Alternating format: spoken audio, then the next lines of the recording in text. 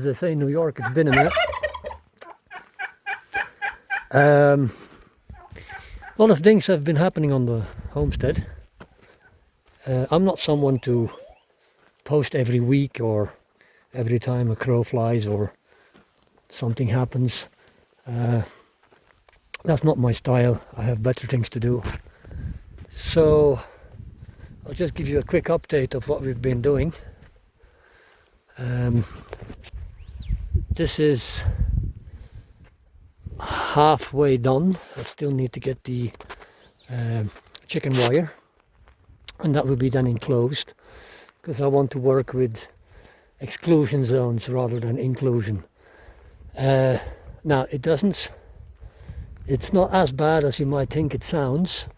What I mean is I want to keep the chickens out of the vegetable patch and give them all the space they have to roam around, and the turkeys and the ducks and the horses and whatnot.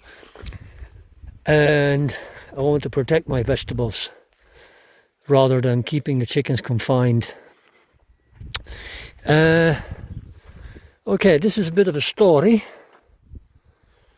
The project manager, who has since been fired, had this built as a chicken coop, only that turned out to be the worst idea in the history of, well, ideas. So now I was stuck with a completely and utterly useless structure. So I decided to build it, well, to transform it into a soon-to-be greenhouse. What I mean by that is summers here are very hot, so we don't need a greenhouse yet. And so for the time being, this will be where the tomatoes grow and the pumpkins, and, well, not the pumpkins, the melons and what you call them now, cucumbers and all those things, all the climbers basically we'll put in there. I'll put some netting on top to keep the birds out. Why was this such a bad idea? Because we have a tremendous, I don't know if it's even a word now, but I call it predator pressure. Something has been visiting our farm quite often lately, and I don't know, it might be a fox, it might be some kind of mountain lion, it might be even a stray dog, I don't know. So it's not a good idea to keep the chickens out too far. So I keep them in the patio, which means I need to clean the patio every day, but that's a small price to pay, not to have to find cadavers all the time. So this little roadway, I had a JCB, a digger, come in and clear this path, and that will lead, there you can see it already, to our well. I had to clear some trees, I still need to clean a bit more. But this will be a solar panel pump, solar pump if you want, and that's where we're going to get our water from. Now I still need to cover it and it needs to be clean still, but I just wanted to show you some progress because it's been a while. Yeah, it used to be at ground level, so we had it built up. Oh, there's Katarina wanting to dismount. So we had it built up, and with stones here that grow in the wild. We didn't do any brick, because I think those stones that actually are free range, they're nicer to look at. Not that it's a great pole of attraction, but yeah, it's nicer to look at than the brick. I also think it's stronger for some reason. And yeah, let's not forget, and let's be honest, it was cheaper. So having all these stones about, why would I spend on brick if we basically already have the materials at hand? Make do with what you have is what I always say. Now, what else can we show you today? The new pond, it's basically a drainage, because from under that green tree there, a bit to the left, in the rainy season, which was bound to happen any day now, the start of the rainy season, this whole driveway gets flooded and gets eroded. So we decided to catch that and put a water catchment, if you want, a watershed, if you want, in here, which will be then used for the field behind it. And as you can see, it's already filling up. It's already draining from the hillside. It hasn't rained that much, and obviously there's Katarina again. It hasn't rained that much, and yeah,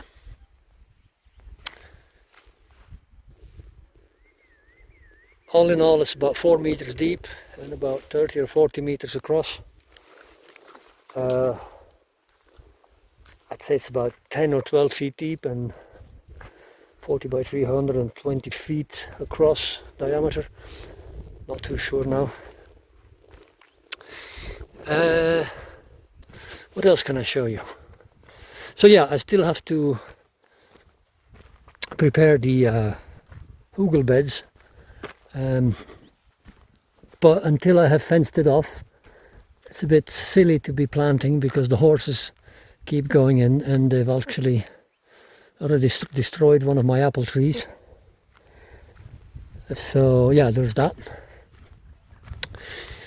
Then we've got some new arrivals. We lost 2 of the original turkeys. Then we went on the off-roading for turkeys video. We had a black and a black and a white tom, but the white tom was taken by, like I said, a fox or a mountain lion or something along those lines. So that was not a pretty sight. We have a goose. Well, there was actually a goose and a gander, but the gander is no more. And then here we have some sheep with a little new arrival there. So I call them the sweater plants. And there in the distance, the raised beds. Let me see if I can get closer. Raised beds, and again on the hugel principle.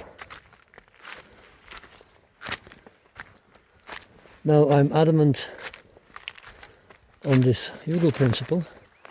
You see, this one I still need to finish. Rotten logs, a layer of dirt, but at the moment it's kind of a lean-to. It serves as for the lean-to for the sheep rather. And these are then the raised beds, which will also be obviously planted with vegetables. We were having the field fenced. Posts have already been put up, but well, as with a lot of things, all of a sudden they disappear. People who you hire to do things just kind of go AWOL. So yeah, not really sure what's happening there.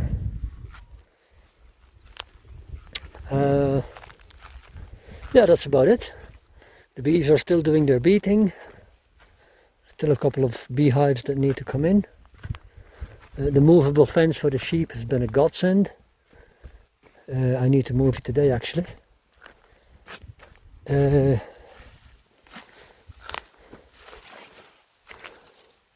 What else do we have?